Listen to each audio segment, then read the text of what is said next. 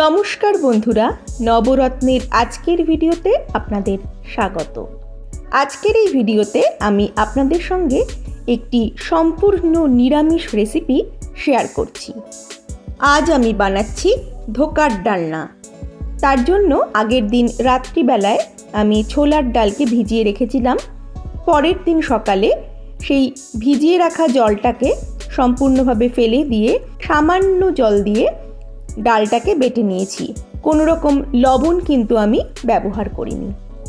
একটা বাটিতে ধনে গুঁড়ো, জিরে গুঁড়ো, হলুদ, স্বাদমতো নুন আর কাশ্মীরি শুকনো লঙ্কার গুঁড়ো দিয়ে তার মধ্যে একটু জল নিয়ে নিলাম।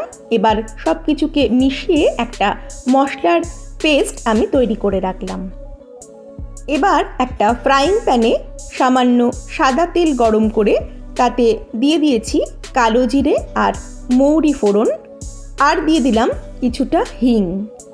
ফোড়নটা একটু কয়েক সেকেন্ড নাড়াচাড়া করে নিয়ে এতে দিয়ে দিলাম 1 চামচ আদা বাটা। তারপর আবারও আদাটাকে একটু নাড়াচাড়া করে নেব। আদার কাঁচা গন্ধটা যখন চলে যাবে তখন এর মধ্যে আমি দিয়ে দিলাম খুব সামান্য পরিমাণ কাশ্মীরি লাল লঙ্কার গুঁড়ো আর অল্প নুন।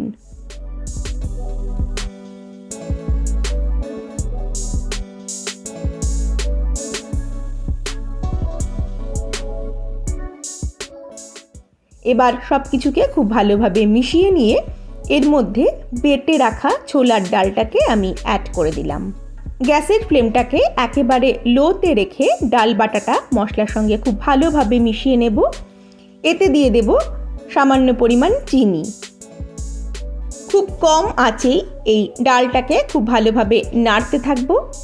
নাড়তে নাড়তে যখন দেখব কড়াইয়ের গা থেকে ছেড়ে আসছে, সমস্ত মণ্ডটা এক জায়গায় উঠে এসেছে, তখন বুঝতে হবে ধোকাটা সম্পূর্ণ রেডি হয়ে গেছে। এবার একটা থালাতে আমি একটু তেল ভালোভাবে মাখিয়ে নিলাম।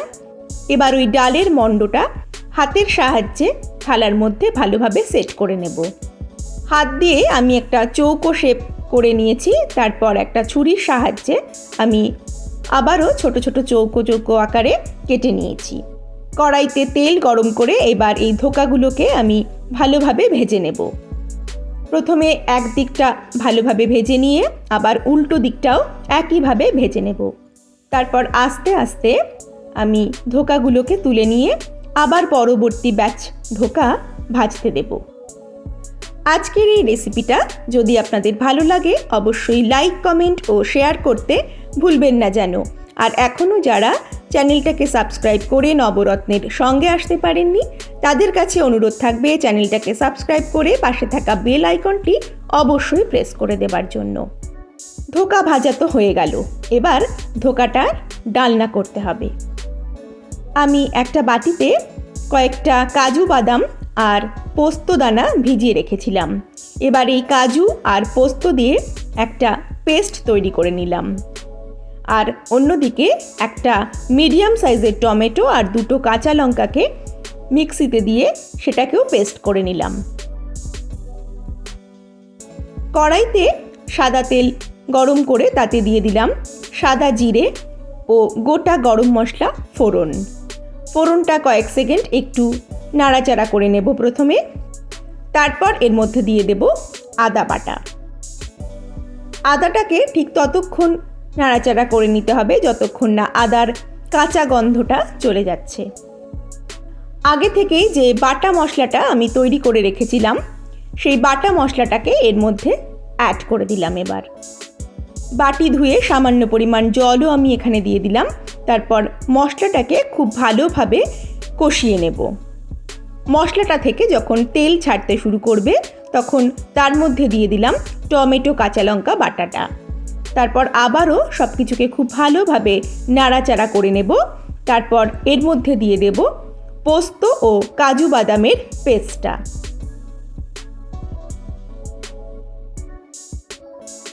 আমি যে পাত্রে টমেটোটা বেটেছিলাম সেই মিক্সিং জারটা ধুয়ে সামান্য পরিমাণ জল এখানে দিয়ে দিলাম।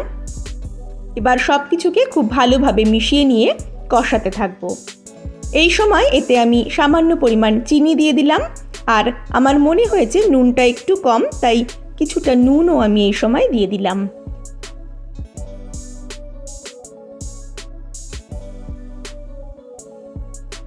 তারপর সব কিছুকে খুব ভালোভাবে মিশিয়ে নিয়ে যতটা পরিমাণ আমি ঝোল রাখতে চাই সেই আন্দাজ মতো এখানে জল দিয়ে দিলাম।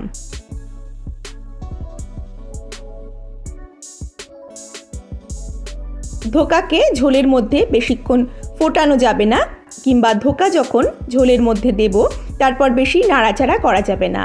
সেই কারণে আমি ধোকা ঝোলের মধ্যে দেওয়ার আগেই এর মধ্যে 1 চামচ ঘি আর গরম মশলার গুঁড়ো দিয়ে দিলাম।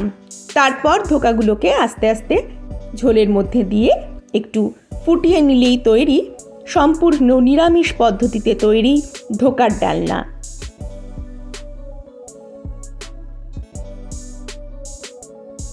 আজ তবে এখানেই শেষ করছি। খুব তাড়াতাড়ি ফিরে আসব পরবর্তী ভিডিও নিয়ে। আপনারা সকলে ভালো থাকবেন, সুস্থ থাকবেন ও নবরত্নের সঙ্গে থাকবেন। নমস্কার।